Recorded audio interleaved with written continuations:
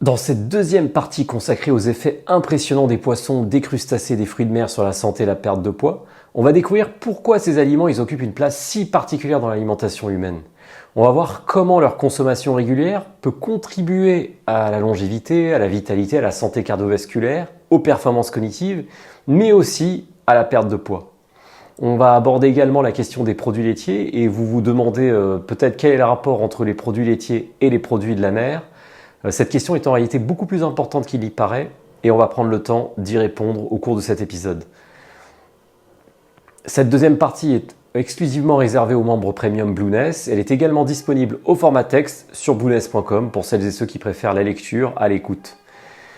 Je vous propose donc de commencer sans plus attendre par l'un des bénéfices les plus remarquables de la consommation régulière de poissons et de crustacés, c'est leur impact sur la santé cardiovasculaire. Parce qu'avant même de parler de perte de poids, d'énergie ou de performance intellectuelle, il est important de rappeler que les maladies cardiovasculaires, c'est l'une des principales causes de mortalité dans le monde. Il y a plusieurs études scientifiques qui ont notamment montré que le régime méditerranéen, qui est riche en poissons et en huile d'olive, il permettrait de réduire d'environ 30% le risque de maladies cardiovasculaires. On voit donc là l'intérêt majeur de réintégrer le poisson dans son alimentation, surtout chez les personnes âgées. Alors petite précision importante, ces bénéfices ils sont surtout portés par les poissons gras comme le saumon, les sardines, les maquereaux, les harengs, les anchois. Et c'est précisément ceux qui sont les plus riches en oméga 3 à longue chaîne et ceux dont on vante les mérites sur Blueness depuis plusieurs années déjà. Les oméga 3, là encore, c'est les principaux responsables des effets positifs du poisson sur la santé. Et ils vont agir à plusieurs niveaux. Tout d'abord, ils vont diminuer les triglycérides. Les triglycérides, c'est les graisses qui circulent dans le sang et dont l'excès est associé à un risque cardiovasculaire accru. Ensuite, les oméga 3 ils vont améliorer la fonction endothéliale, c'est-à-dire la capacité des vaisseaux sanguins à se dilater et à se contracter correctement. L'endothélium, en fait, c'est la fine couche de cellules qui va tapisser l'intérieur de nos artères. Et quand cette couche, elle fonctionne mal, eh bien, c'est le premier pas vers ce qu'on appelle l'athérosclérose, qui est en fait une maladie liée à un dépôt de plaques sur la paroi des artères. Ensuite, les oméga 3 ils vont contribuer à réduire la pression artérielle. C'est ce qui permet au sang de circuler donc plus facilement. Et enfin, ils vont limiter les arythmies cardiaques, c'est-à-dire les battements un peu irréguliers qui peuvent devenir parfois un peu dangereux. Ça, c'est pour la santé cardiovasculaire, mais les bénéfices du poisson et des fruits de mer, ils ne s'arrêtent pas là, puisqu'ils ont aussi des effets sur la santé du cerveau et sur la prévention de la maladie d'Alzheimer. Peu de gens le savent, mais le cerveau humain il est constitué à environ 60% de graisse, et une part très significative de ces graisses, c'est justement du DHA, qui est précisément l'un des oméga 3 qu'on va retrouver quasi exclusivement dans les produits de la mer et dans le poisson. Le DHA, il va représenter à lui seul 30 à 40% des acides gras de la matière grise du cortex cérébral et il est particulièrement concentré au niveau des synapses. Et les synapses, en fait, c'est les points de connexion entre les neurones. Donc le DHA, c'est littéralement l'un des matériaux de construction du cerveau, alors que la plupart des gens ne consomment du poisson que quelques fois dans l'année, ce qui est une folie quand on y réfléchit bien. Donc pour résumer très simplement, le fait de consommer du poisson, et notamment des poissons riches en oméga 3, comme les petits poissons gras, ça permet de réduire l'inflammation cérébrale et donc de ralentir le vieillissement des neurones. Et en plus, ça permet d'améliorer la plasticité synaptique, c'est ce qu'on vient de voir, c'est-à-dire la capacité des neurones à former de nouvelles connexions entre eux, ce qui est à la base de l'apprentissage et de la mémoire. Et c'est d'ailleurs pour ça que dans le temps, les parents disaient à leurs enfants de manger du poisson le soir quand il fallait réviser pour les cours à l'école. Et donc, in fine, le fait de consommer du poisson, ça permet tout simplement de ralentir le vieillissement cognitif. Vous comprenez donc pourquoi il est primordial de réintégrer les produits marins dans son alimentation au quotidien, surtout chez les personnes âgées. Si vous souhaitez que vos parents soient en bonne santé le plus longtemps possible et avec toute leur tête, vous savez maintenant ce qu'ils doivent manger en priorité, donc du poisson. D'ailleurs, avant même d'arriver à un âge avancé, on devrait idéalement consommer du poisson bien avant les premiers signes de déclin cognitif, donc idéalement dès l'enfance, ou à la limite à partir de la trentaine ou de la quarantaine, si jamais on s'y est pas pris suffisamment tôt, pour justement bénéficier de l'effet protecteur maximal du poisson et des oméga 3 tout au long de la vie.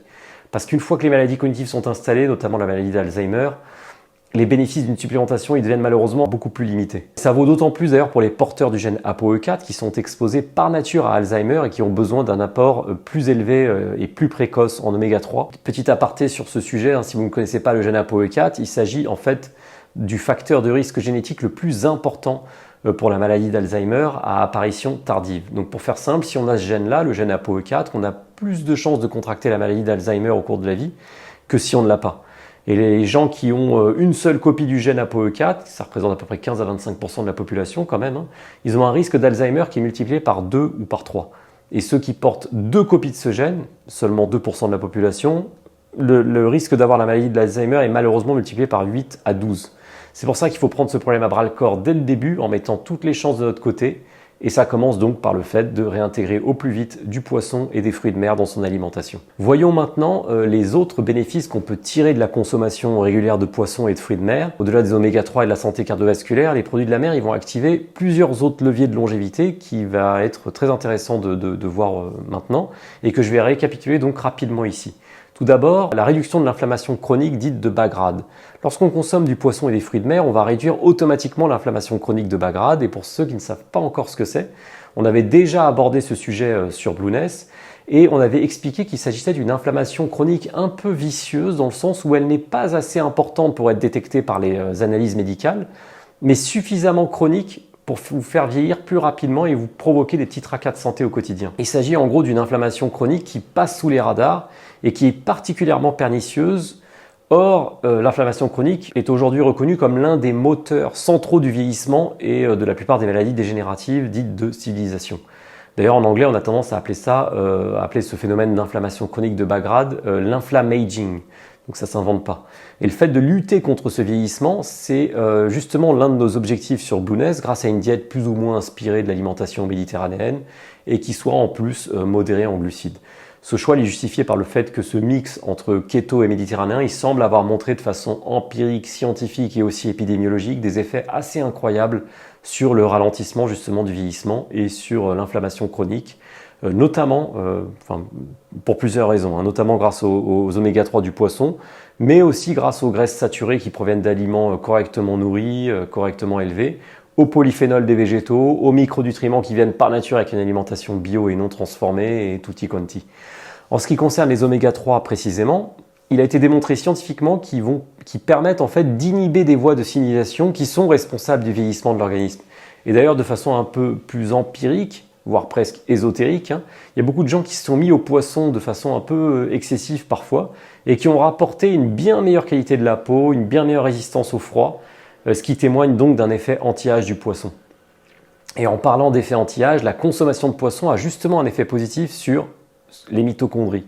Que là aussi, c'est un sujet qu'on a traité maintes et maintes fois sur Blueness et auquel on va consacrer un contenu entièrement dédié parce que c'est un sujet qui est extrêmement important quand on veut reprendre sa santé en main. Donc on va passer rapidement en revue les effets du poisson sur les mitochondries. Pour celles et ceux qui ne savent pas encore ce que sont que les mitochondries, il s'agit en fait des centrales énergétiques de nos cellules, donc c'est ce qui va permettre de produire de l'énergie et de fonctionner à plein régime. Et il y a fort à parier que les mitochondries vont devenir l'un des plus gros sujets de santé publique, à la fois auprès du grand public mais aussi dans la presse spécialisée. Et vous allez rapidement comprendre pourquoi. Déjà, il faut savoir c'est quoi leur histoire à ces mitochondries, parce qu'elle est assez fascinante. Les mitochondries, elles ne sont pas apparues en même temps que les cellules complexes qu'on connaît aujourd'hui. C'était à l'origine des bactéries indépendantes qui étaient capables de produire de l'énergie par elles-mêmes. Et il y a environ 1,5 à 2 milliards d'années, on estime qu'une cellule primitive aurait englouti une de ces bactéries, mais sans la digérer. Et au lieu de ça, il y a eu comme une forme de coopération qui s'est probablement installée. La bactérie qui a été ingérée, elle se serait mise à fournir de l'énergie à la cellule hôte, et en échange, la cellule s'est mise à lui offrir une protection et des nutriments. Et avec le temps, cette relation est devenue si étroite que ces bactéries ont perdu leur autonomie pour devenir ce qu'on appelle aujourd'hui des mitochondries. Ce phénomène, il est connu sous le nom de théorie endosymbiotique, et c'est précisément cette origine symbiotique qui explique pourquoi les mitochondries jouent aujourd'hui un rôle très central dans notre métabolisme énergétique et probablement dans l'origine de la vie. Vous comprenez donc pourquoi il faut impérativement prendre soin de nos mitochondries, et dans cette optique, d'après de nombreux experts en nutrition, la diète kéto-méditerranéenne semble être l'une des meilleures approches pour soutenir le bon fonctionnement justement de nos mitochondries, et ça pour au moins 2 raisons. Tout d'abord, les cétones, qui sont un carburant hyper efficace pour les mitochondries, et elles savent très bien donc utiliser les cétones. Pour rappel, les cétones, c'est l'énergie qui est justement issue d'un métabolisme qui tourne grâce aux graisses, ce qui est typiquement le cas en diète cétogène. Et on n'est pas obligé d'être en kéto strict pour produire des cétones, puisqu'une diète low carb flexible permet d'être en cétose plus ou moins intermittente. Par ailleurs, on peut très bien alterner des périodes de cétose strictes et des périodes de middle carb flexibles de façon intelligente et contextuelle, mais je reviendrai sur ces sujets très prochainement. Ensuite, pour revenir aux mitochondries, L'alimentation méditerranéenne, elle possède un profil globalement anti-inflammatoire, parce que c'est une diète qui est naturellement riche en végétaux, en polyphénols, en bonnes graisses et en glucides qui ont un profil nutritionnel intéressant, qui ne sont pas très insuliniques. Et cette combinaison de cétones et d'aliments anti-inflammatoires et riches en polyphénols et en micronutriments, ça permet justement de réduire le stress oxydatif, c'est-à-dire les déchets qui sont émis par nos cellules lorsqu'elles produisent de l'énergie. Et donc ça permet de préserver l'intégrité de nos mitochondries sur le long terme, tout en épargnant en plus la sécrétion excessive d'insuline. C'est donc en quelque sorte un mix idéal pour la longévité. Le problème, c'est que forcément les mitochondries elles vont décliner avec l'âge et c'est d'ailleurs l'une des grandes causes du vieillissement.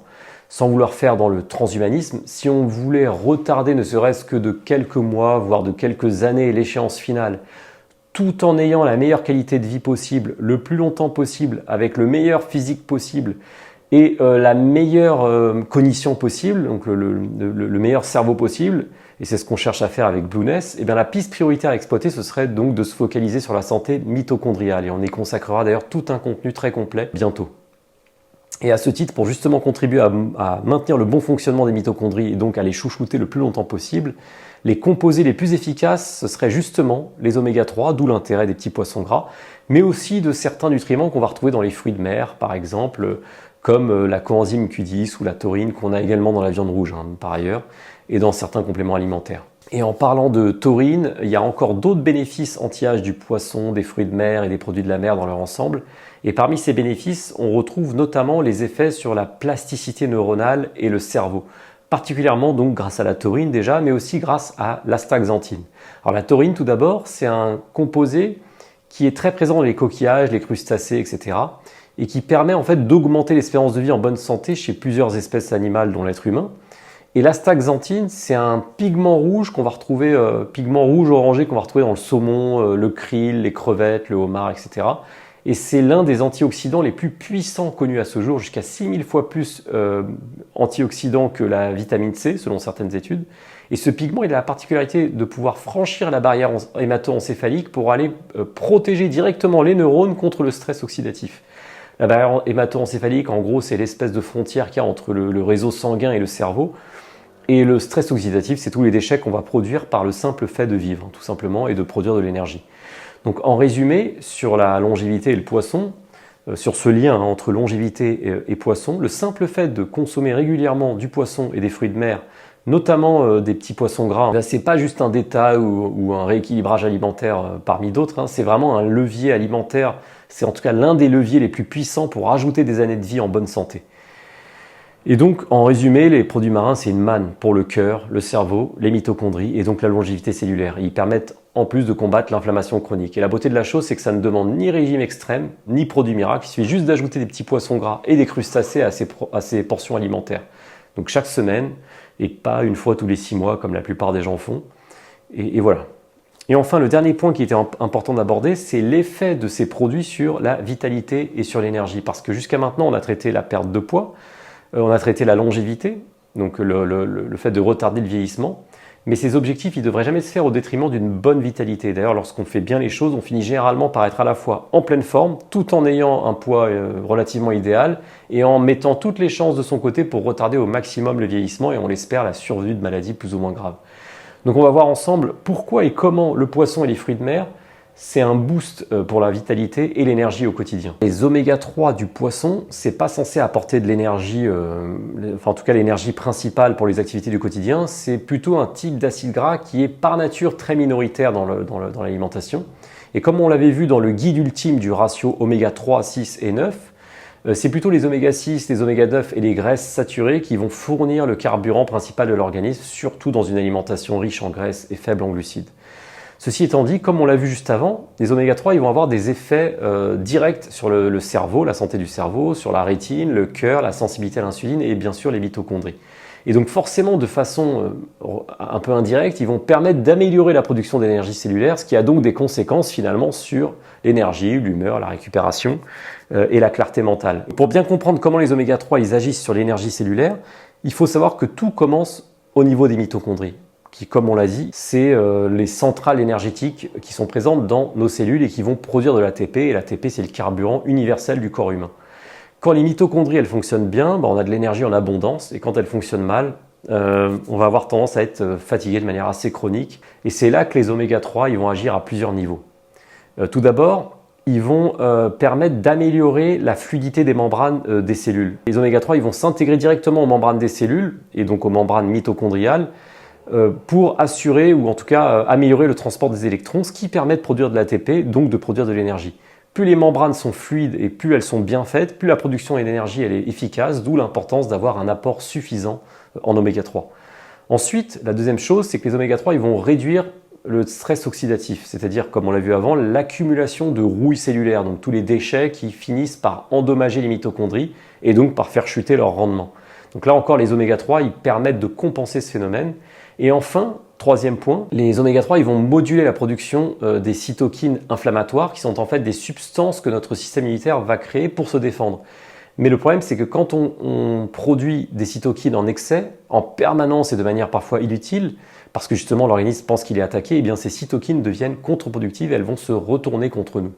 Les oméga 3 permettent justement au système immunitaire de calmer le jeu quelque part, et ce qui va derrière réduire la fatigue chronique de bas grade que beaucoup de gens traînent sans même s'en rendre compte, et ce qui va tempérer la réponse immunitaire qui est parfois soit permanente, soit très violente, voire même ça peut être même fatal, et on a pu le voir dans le cas de certaines grippes, avec des tempêtes cytokiniques particulièrement dangereuses.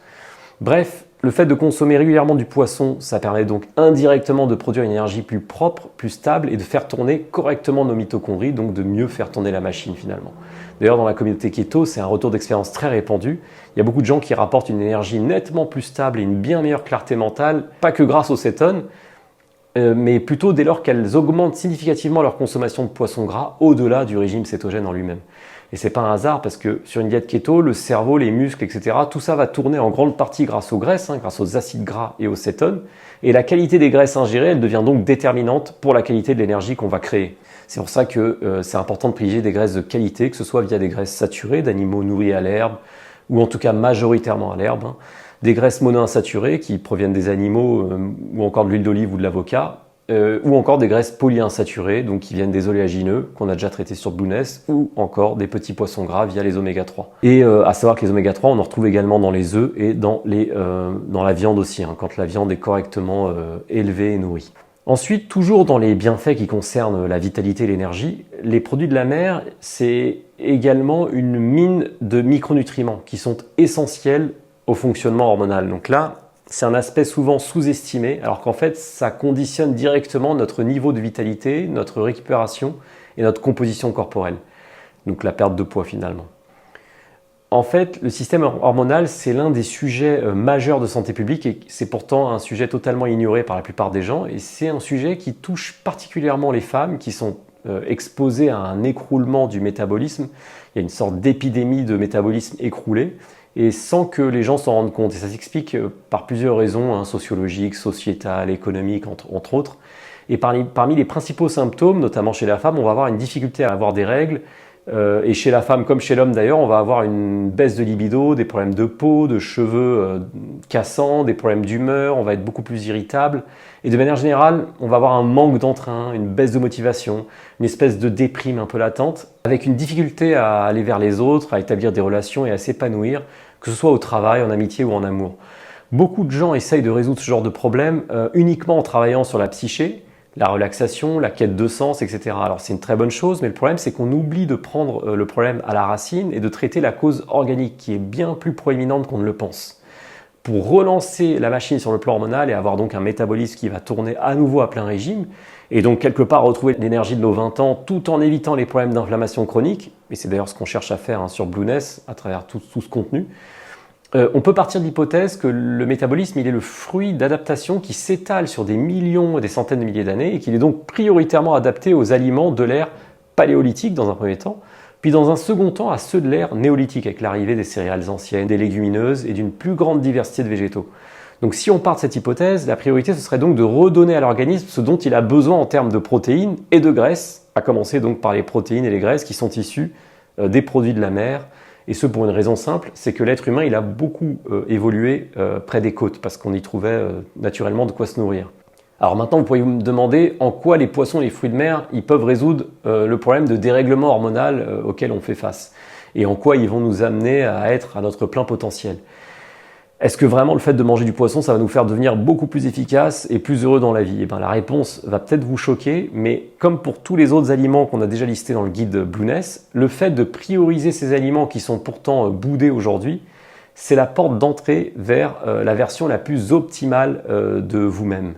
Et en ce qui concerne ce point précis des poissons et des fruits de mer, la raison principale, en dehors du fait qu'il s'agit d'aliments paléo et qui sont bruts, c'est leur teneur en micronutriments. On assiste en ce moment à une épidémie de carence en micronutriments pour tout un tas de raisons que j'avais déjà évoquées sur Blueness, donc l'appauvrissement des sols, les plats transformés, un abaissement généralisé de l'apport calorique, parce que contrairement à ce qu'on pense, la plupart des gens ne mangent en fait pas assez pour combler leurs besoins, ce qui entraîne de facto une diminution du métabolisme et le corps passe du coup en économie d'énergie.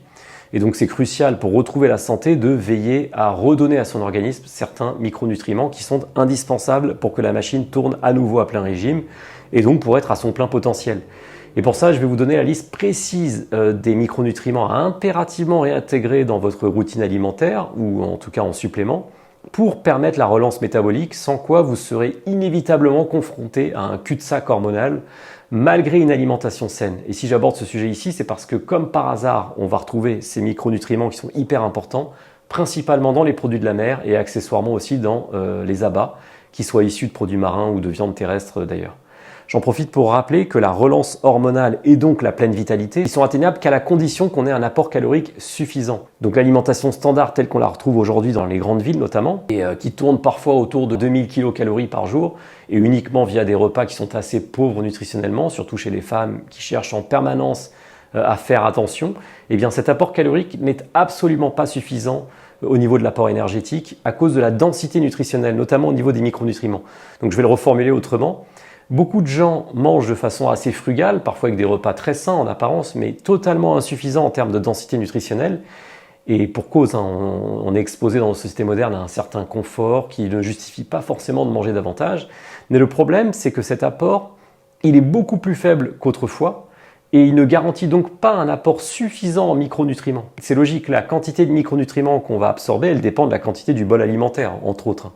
Donc, l'être humain, comme il s'est adapté sur des centaines de milliers d'années à un apport en micronutriments bien plus important que celui qu'on a aujourd'hui, le seul moyen de combler nos besoins, qui sont le fruit de notre évolution, c'est de remettre de la densité dans les assiettes. Et je n'aborde pas le sujet ici spécifique de la perte de poids, des personnes au tempérament plutôt hédoniste qui ont tendance à bien manger, qui donc gagneraient à jouer sur le volume alimentaire.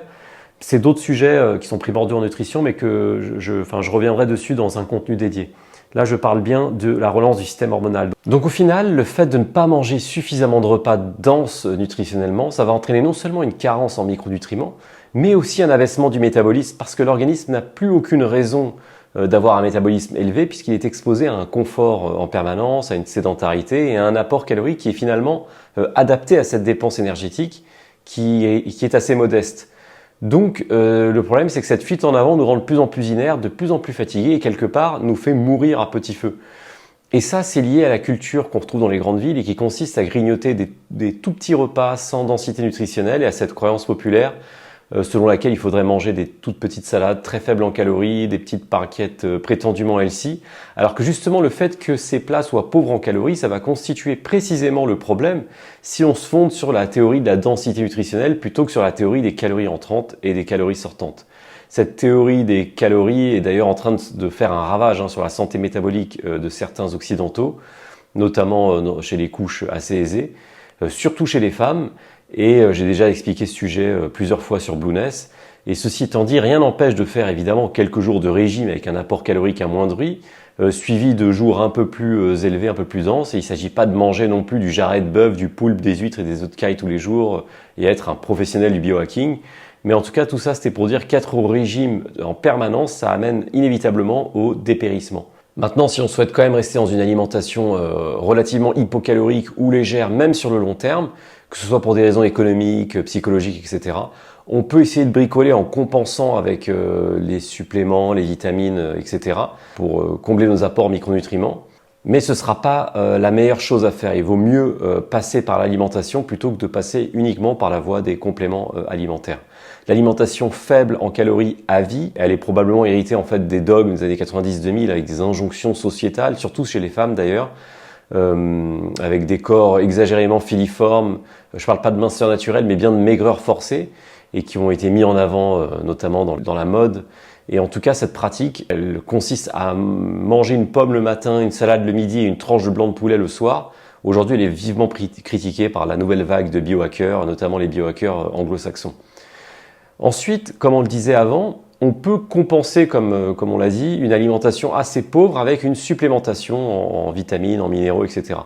Mais cette façon de procéder, elle a ses limites. Tout d'abord parce qu'on ne sait jamais vraiment qu'est-ce qu'il faut prendre et ce qu'il faudrait éviter, à moins d'être suivi par un médecin fonctionnel et métabolique de façon très régulière, ce qui est pour l'instant un luxe réservé à certaines personnes. Et ensuite, parce que l'organisme, il est très bien fait, il sait exactement comment tirer le meilleur des aliments tant que ceux-ci restent sous leur forme la plus brute possible. Et c'est ce qu'on appelle la matrice alimentaire. La matrice alimentaire, c'est le fait qu'on tire vraiment les bénéfices d'un aliment lorsqu'on le consomme dans son entièreté et pas lorsqu'il est décomposé sous forme de collagène en poudre, par exemple. Surtout qu'il y a des synergies entre les nutriments et que si on les apporte de façon dispatchée, ça a beaucoup moins d'effet sur l'organisme que quand on les consomme de manière entière et holistique. Alors il ne s'agit pas de se passer totalement de suppléments, mais plutôt de compter en priorité sur la densité nutritionnelle, quitte à compléter par ailleurs avec des suppléments. Là encore, on pourrait expliquer ça par l'évolution de l'être humain et par le côté symbiotique de la vie. On a évolué au contact de la nature, on a été sélectionné en fonction de la consommation d'un certain type d'aliments que l'on consommait dans leur quasi-entièreté, avec très peu de procédés de transformation.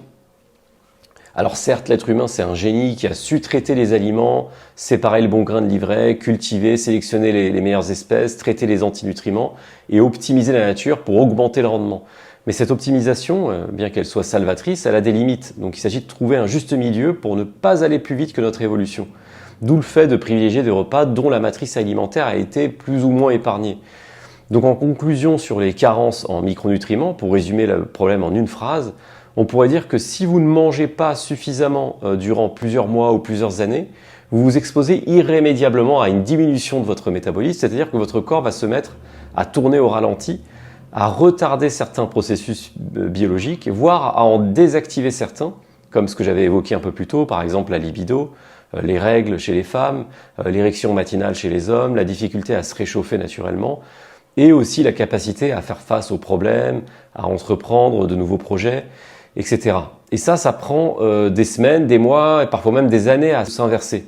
Et pour inverser ou éviter ce genre de problème, l'apport en micronutriments, qui va donc dépendre d'un apport nutritionnel suffisamment dense, c'est la première stratégie à mettre en place. Donc pour pouvoir retrouver son plein potentiel et soutenir le métabolisme, il faudrait idéalement fournir à l'organisme les micronutriments phares que je vais lister ici et qui sont précisément ceux qui rétablissent le système hormonal. Et ces micronutriments, c'est justement ceux qu'on va retrouver beaucoup dans les poissons et dans les crustacés. Et c'est donc pour cette raison-là que j'ai fait un focus là-dessus dans ce contenu, afin de rappeler l'importance de consommer des produits de la mer qui ont l'avantage d'être non seulement rassasiants, mais aussi complets et totalement adaptés à notre métabolisme. Voici donc les fameux micronutriments qui nous intéressent ici. Tout d'abord, on a le zinc. Le zinc qui est abondamment présent dans les huîtres, et c'est d'ailleurs la source la plus concentrée du règne alimentaire, avec environ 50 à 100 mg au 100 g d'aliments, ce qui représente plusieurs fois les apports journaliers recommandés. On en retrouve aussi dans le crabe, le homard, certains poissons. Et le zinc, c'est un cofacteur essentiel pour la production de testostérone, pour la conversion des hormones thyroïdiennes T4 en T3, donc la forme active, et pour la cicatrisation tissulaire.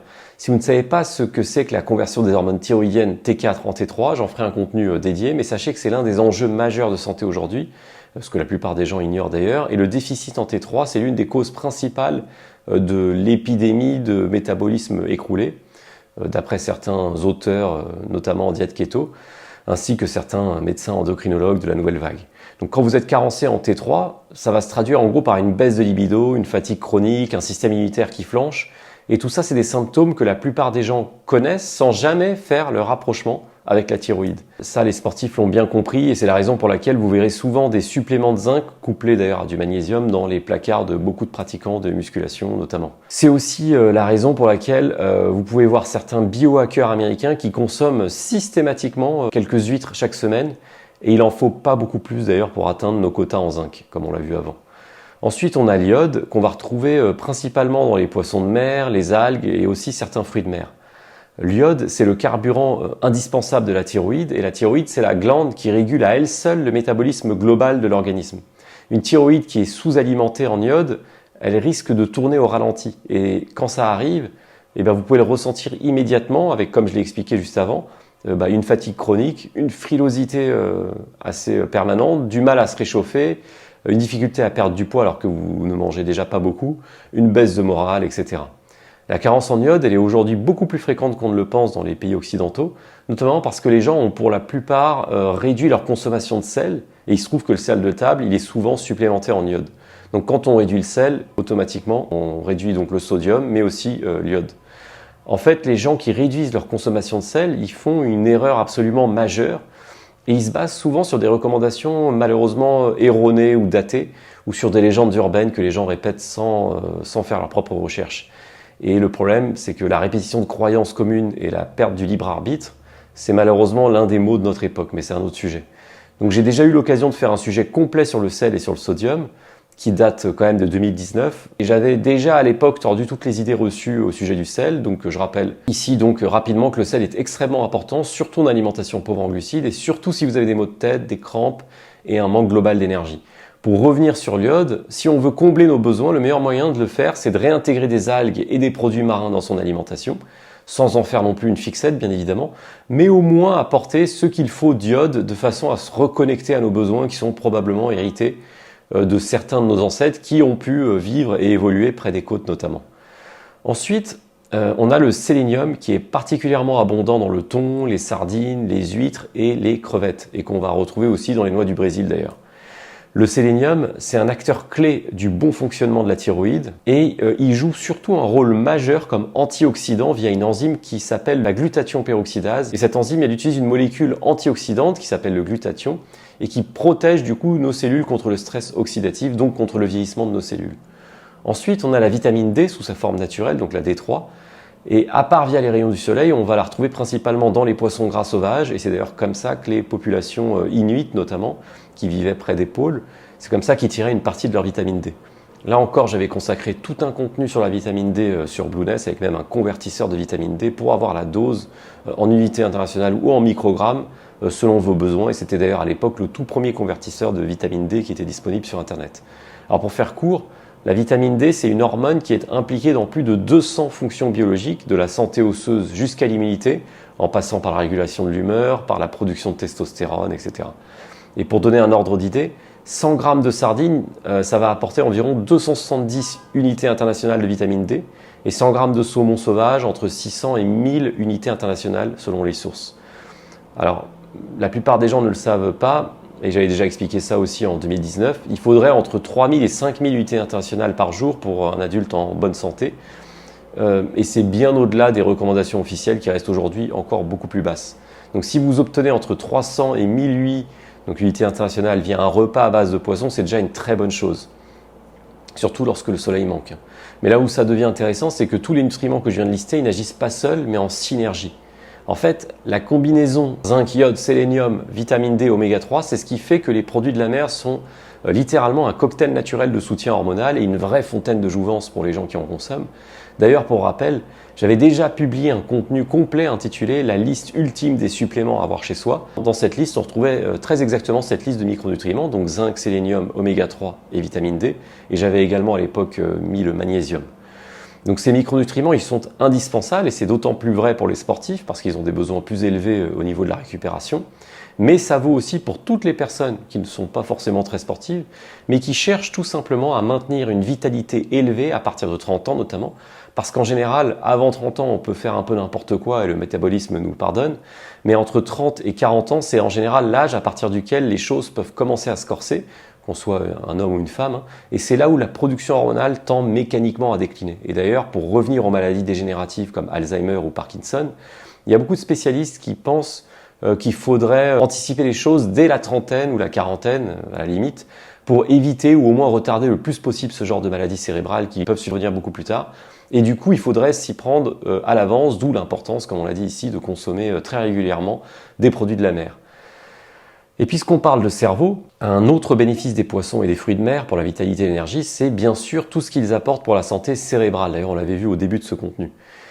Et on avait vu notamment l'histoire des oméga 3 qui sont aujourd'hui parmi les nutriments les mieux étudiés contre la dépression et le brouillard mental. Et les données scientifiques à ce sujet sont très solides. Il y a plusieurs grandes méta-analyses qui ont confirmé que la supplémentation en oméga 3 ou la consommation de poissons va réduire significativement les symptômes dépressifs. Et ça s'explique par le fait que les oméga 3 ils ont une double action. Déjà, ils ont un effet anti-inflammatoire. Et ça, c'est essentiel quand on sait que la dépression, c'est aujourd'hui de plus en plus reconnu comme étant en partie une maladie inflammatoire du cerveau. Et en gros, l'inflammation chronique de bas grade, dont je parle souvent sur Blueness, c'est ce qui perturbe les circuits de la sérotonine et de la dopamine. Donc, c'est ce qui abaisse l'humeur de base, parce que la sérotonine et la dopamine, c'est en quelque sorte les hormones du bonheur et du plaisir, pour simplifier au maximum. Ensuite, les oméga 3, ils ont un rôle structurel dans le sens où ils construisent les membranes de nos neurones et ils permettent de les renouveler. Et le fait d'avoir des membranes fluides, ça permet justement d'avoir une bonne communication entre les neurones. Donc finalement, si on voulait vulgariser au maximum, plus on mange du poisson et des fruits de mer, plus on a les fils qui se touchent au niveau du cerveau. Du coup, avec cette double action des oméga 3 qui proviennent des poissons, de l'huile de poisson et des crustacés, on a un cerveau plus vif, plus résistant au stress, plus stable aussi émotionnellement. Du coup, on devient plus efficace au travail, plus clairvoyant dans nos choix de vie, plus résilient et globalement aussi plus heureux. Ensuite, il y a une autre dimension de la santé qu'on oublie souvent quand on parle d'alimentation parce qu'elle est moins visible au quotidien que l'énergie ou la perte de poids. Et les effets, ils se ressentent qu'avec le temps, donc pas forcément au début. C'est la dimension structurelle de l'organisme, donc à savoir la peau, les articulations, les tendons, les os, etc., les ligaments. À partir de 30 ans, notre production naturelle de collagène va décliner d'environ 1% par an. Et à 50 ans, on a déjà perdu un quart de notre capacité de production. À 70 ans, près de la moitié. Or, le collagène, c'est la protéine la plus abondante du corps humain et c'est littéralement la charpente de tous nos tissus. Le fait d'en manquer, ça explique en partie l'apparition des rides, le relâchement de la peau, la fragilisation des articulations et la baisse de densité osseuse et donc les douleurs articulaires aussi. Le collagène, c'est donc une vraie fontaine de jouvence et les gens qui sont en alimentation carnivore depuis des années avec un apport suffisant en glycine, donc en bas morceaux, connaissent tout l'intérêt du collagène. Pour rappel, j'avais fait une vidéo et tout un contenu sur le rapport méthionine-glycine, qui est probablement l'un des sujets en tout cas les plus importants à connaître quand on consomme de la viande, et qui est pourtant totalement méconnu. Et c'est là que les produits de la mer vont entrer en scène sur deux axes qui sont tous les deux complémentaires. Tout d'abord, ils vont apporter ce qu'on appelle donc le collagène marin. Quand on consomme du poisson entier, notamment des petits poissons avec la peau, les arêtes molles, voire la tête des sardines, etc., on va consommer de grandes quantités de collagène marin, principalement du collagène de type 1, qui est le même qui constitue 80 à 90% du collagène de notre peau, de nos os, de nos tendons, de nos ligaments.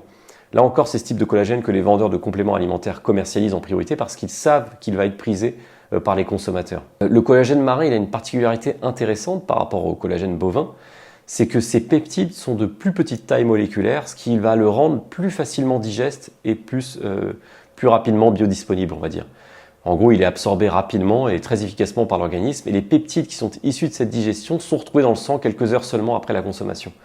Souvenez-vous, j'avais d'ailleurs fait un contenu complet sur la biodisponibilité des protéines et j'avais expliqué que le poisson, c'était l'une des protéines les plus rapidement assimilables. Une fois qu'on les a absorbées, ces peptides de collagène, ils vont agir à deux niveaux. Tout d'abord, ils vont fournir les briques d'acides aminés qui sont nécessaires à la synthèse de notre propre collagène, notamment la glycine, la proline et l'hydroxyproline, qui sont tous les trois acides aminés particulièrement abondants dans le collagène et qui sont justement beaucoup plus rares dans le reste de l'alimentation moderne, d'où l'intérêt de manger du poisson. Et ensuite, ils vont agir aussi comme des signaux qui vont activer nos propres cellules productrices de collagène, les fibroblastes, et ça va leur indiquer qu'il faut en produire encore davantage. C'est un mécanisme qui est donc assez fascinant. Le collagène qu'on consomme, il ne se contente pas d'être un matériau de construction, il joue aussi un rôle de messager qui va réveiller notre propre production endogène de collagène. Il y a comme un effet potentialisant, une espèce de cercle vertueux. Et du coup, les meilleures sources de collagène marin, c'est en général les petits poissons consommés entiers, les bouillons de poissons maison, qu'on fait à partir des têtes de poissons, des arêtes, des carcasses, et qu'on va faire mijoter pendant plusieurs heures, à l'instar de ce qu'on avait expliqué pour les viandes blanches et les viandes rouges, dans le guide Blueness. Et on va en retrouver aussi dans la peau du saumon, etc. En revanche, il y en a assez peu dans les filets de poisson, qui sont les morceaux qui sont les plus consommés. Et le collagène, il se concentre plutôt dans la peau, les arêtes, les écailles et le cartilage de manière générale, un peu comme pour la viande rouge. Tout ça, les laboratoires pharmaceutiques et les vendeurs de compléments alimentaires l'ont bien compris. Et c'est la raison pour laquelle vous retrouverez le collagène marin un peu partout sur les étals de compléments alimentaires. Mais sachez que rien ne vaut la consommation de vrais poissons pour profiter des bienfaits, même si une supplémentation, ça peut aider. Ensuite, comme je vous l'avais dit, les produits de la mer, ils vont agir sur deux axes qui sont complémentaires. Donc le premier, c'était le collagène marin qu'on vient de traiter. Et le second axe, l'autre grande dimension structurelle et qui est totalement méconnue par la plupart des gens, c'est la santé osseuse et donc le calcium qu'on va retrouver dans le poisson. La plupart des gens, ils associent le calcium avec les produits laitiers, mais en réalité, les petits poissons qui sont consommés avec leurs arêtes, c'est l'une des meilleures sources alimentaires de calcium. Déjà, quantitativement, une boîte de sardines à l'huile d'olive, avec les arêtes, ça va apporter environ 350 à 400 mg de calcium, soit l'équivalent d'un grand verre de lait, voire davantage, mais en apportant en plus un repas complet. Une portion de 100 g de sardines, elle va couvrir à elle seule 40% des apports journaliers recommandés en calcium. Et ensuite, qualitativement, c'est encore plus intéressant. Le calcium des arêtes de poisson, il est associé naturellement à du phosphore dans des proportions optimales pour la minéralisation osseuse et à de la vitamine D qui permet précisément de mieux absorber le calcium au niveau de l'intestin. Et aussi à des oméga 3 dont on sait qu'ils participent à la santé osseuse en réduisant l'inflammation qui favorise l'ostéoporose.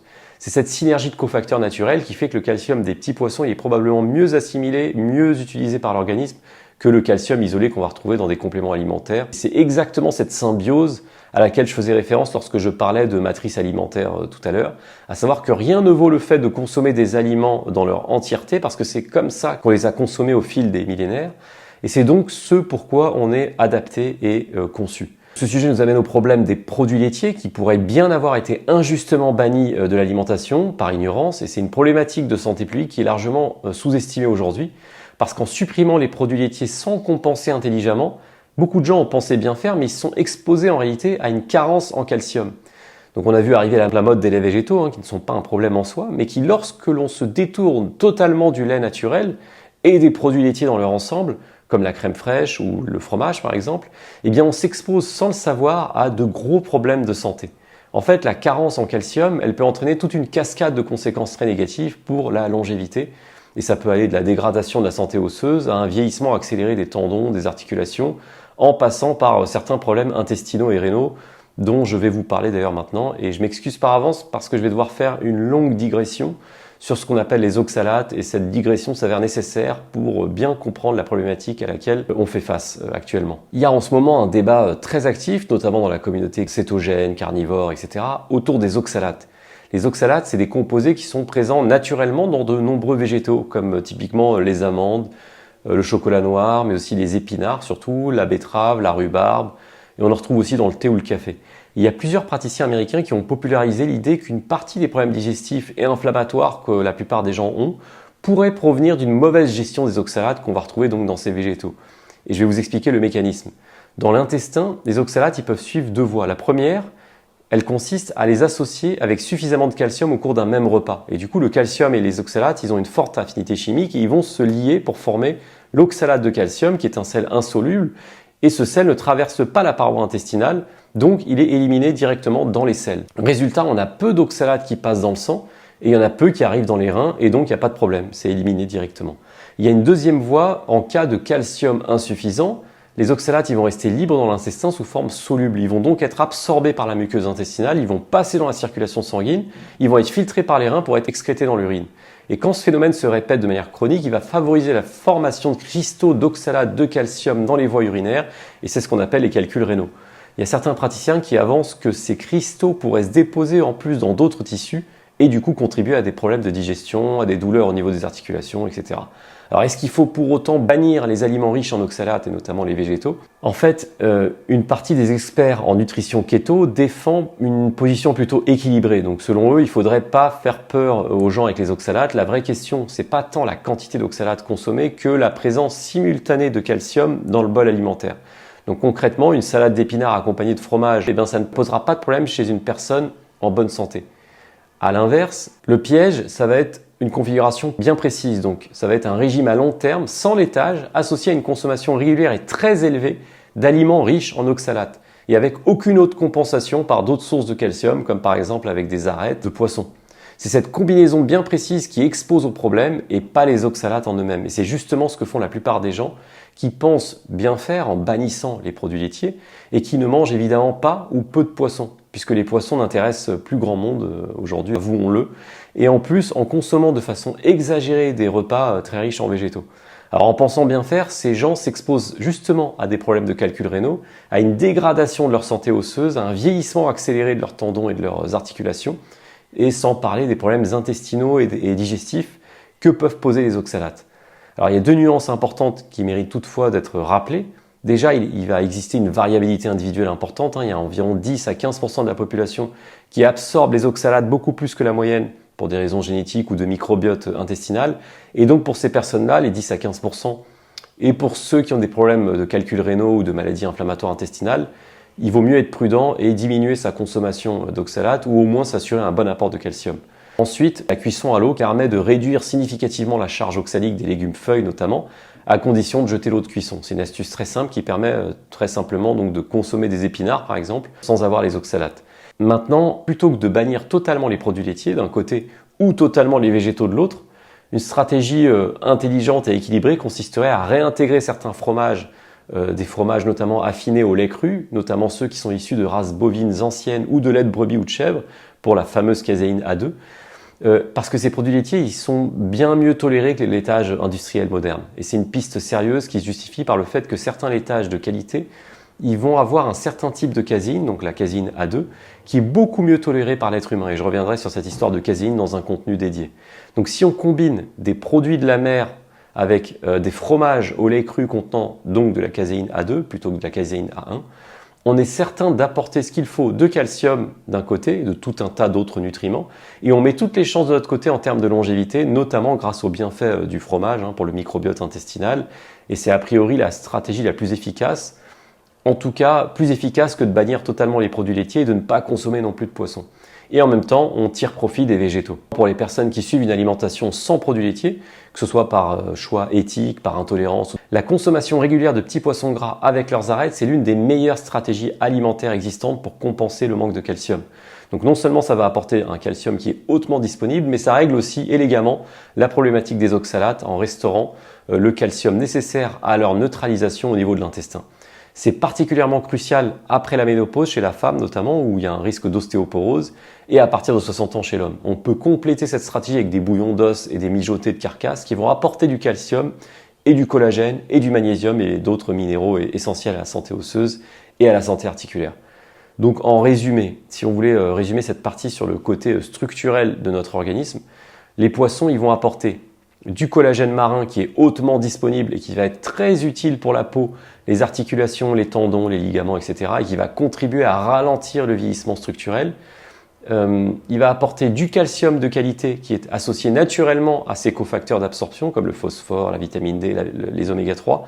Et ce cocktail de cofacteurs va permettre de soutenir la densité osseuse. Ça va être un complément ou une alternative aux produits laitiers justement. Concrètement, pour activer ces deux bénéfices, le réflexe le plus simple, c'est d'intégrer régulièrement à son alimentation des petits poissons gras, des bouillons de poisson et éventuellement un supplément de collagène marin hydrolysé.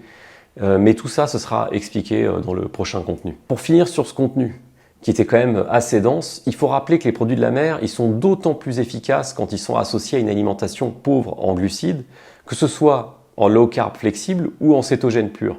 Et encore une fois, il est possible d'alterner les deux sans être prisonnier d'une diète trop rigide par pur dogmatisme. Ce qui est sûr, c'est que quand on est en état de cétose, on fournit à son organisme une énergie qui est particulièrement stable et très propre, grâce à la production des corps cétoniques par le foie, qui produit donc cette énergie qui est en quelque sorte notre énergie ancestrale à partir des graisses qu'on va consommer justement. Pour rappel, le régime cétogène, il a deux intérêts majeurs. Le premier, c'est qu'il permet de fournir une énergie stable et linéaire. Et le second intérêt, c'est qu'il permet de ménager l'insuline et le pancréas et donc de réguler la glycémie à des niveaux qui sont physiologiques. Et concernant le choix à faire entre keto strict et low carb flexible, c'est important de comprendre que le second avantage du régime cétogène, on vient de le voir, c'est le fait d'avoir une glycémie stable qui reste à un niveau optimal. Et c'est quelque chose qu'on peut effleurer très facilement en low carb ou en middle carb flexible sans être forcément en cétose. Du coup, si on souhaite rester sur un low carb flexible et tirer des bienfaits au niveau de la glycémie, sans forcément s'imposer un keto strict et sans être en cétose permanente, c'est largement possible. Je tenais à faire cette parenthèse pour préciser que le keto méditerranéen, il peut être flexible et qu'on n'est pas obligé de rester en cétose en permanence si ça peut en rassurer certains. Même si la cétose, sur certaines périodes au moins, c'est très intéressant sur le plan de la longévité ou sur le plan thérapeutique, au même titre d'ailleurs que le jeûne qui permet de produire des cétones d'ailleurs. Là où je voulais en venir, c'est qu'une alimentation pauvre en glucides, keto ou non, ça permet d'avoir une énergie qui est relativement bien distribuée, avec un certain confort digestif, et que si on couple ça à une alimentation riche en produits de la mer, on atteint en quelque sorte un graal métabolique. Donc d'un côté, on va bénéficier d'une énergie propre grâce à la cétose du keto, ou à minima grâce à une glycémie stable qui est permise par le low carb flexible. Et de l'autre côté, on va tirer profit des micronutriments marins comme les oméga 3, l'iode, le sélénium, le zinc et la vitamine D qui font souvent défaut dans un keto qui serait trop orienté vers le beurre, le bacon ou le fromage et encore plus dans une alimentation standard dépourvue de produits marins. C'est pour ça que la diète keto méditerranéenne qui combine le meilleur des deux mondes, donc la stabilité énergétique du keto d'un côté et la richesse micronutritionnelle de la diète méditerranéenne de l'autre, c'est aujourd'hui considéré par de nombreux chercheurs comme l'une des approches alimentaires les plus prometteuses pour conjuguer à la fois perte de poids, longévité et vitalité au quotidien.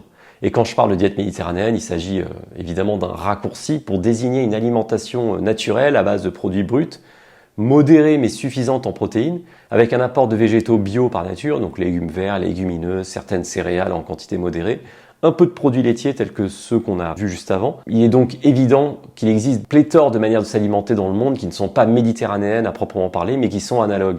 C'est d'ailleurs exactement la philosophie du guide Blueness, c'est ne pas opposer les approches, mais aller piocher dans chacune ce qu'elle a de meilleur, en s'appuyant systématiquement, évidemment, sur les données scientifiques les plus solides. Donc si on voulait conclure en quelques mots ce contenu sur les effets du poisson, sur la perte de poids, la longévité et l'énergie, on pourrait dire que ces aliments ne sont pas que des sources de protéines, contrairement à ce que la plupart des gens pensent. C'est aussi et surtout un merveilleux cocktail nutritionnel ancestral pour lequel le métabolisme humain est parfaitement adapté. Et ce cocktail nutritionnel, il va notamment permettre 1. D'accélérer la perte de graisse tout en préservant le muscle, 2. De réduire drastiquement les risques de maladies chroniques, 3. D'augmenter l'espérance de vie en bonne santé, et 4. Il va agir positivement sur l'énergie, la clarté mentale et la vitalité au quotidien. En une phrase, en diète keto-méditerranéenne, les poissons et les crustacés vont permettre de combiner d'un côté la puissance métabolique de la cétose, ou en tout cas la précaution d'une glycémie bien régulée dans un low carb flexible, avec la sagesse anti-inflammatoire et micronutritionnelle de la tradition méditerranéenne. Reste maintenant à savoir quel poisson, quel crustacé on pourrait choisir et comment les combiner intelligemment en pratique et comment manger des arêtes de poisson. C'est ce qu'on verra dans le prochain épisode réservé aux abonnés premium où on va rentrer dans le concret avec la classification des espèces, les poissons maigres, les poissons gras, quels ratios ancestraux on pourrait cibler, est-ce qu'il faut consommer des poissons sauvages ou des poissons d'élevage. On verra aussi comment gérer la question des polluants avec les histamines, le mercure, etc. Comment intégrer en pratique ces aliments, quelles sont les bonnes façons de les cuisiner, comment faire des bouillons, etc. J'espère en tout cas que je vous ai donné envie de manger du poisson et des crustacés, que ça pourra vous aider pour vos objectifs de perte de poids et de longévité en santé. Donc si vous êtes déjà abonné premium sur Blueness, le prochain contenu arrive bientôt. Sinon, c'est le moment de rejoindre la communauté pour accéder à l'intégralité du guide Blueness et transformer durablement votre alimentation et mettre toutes les chances de votre côté en termes de longévité. Je vous dis à très bientôt et n'hésitez pas à me laisser en commentaire vos poissons et vos fruits de mer préférés.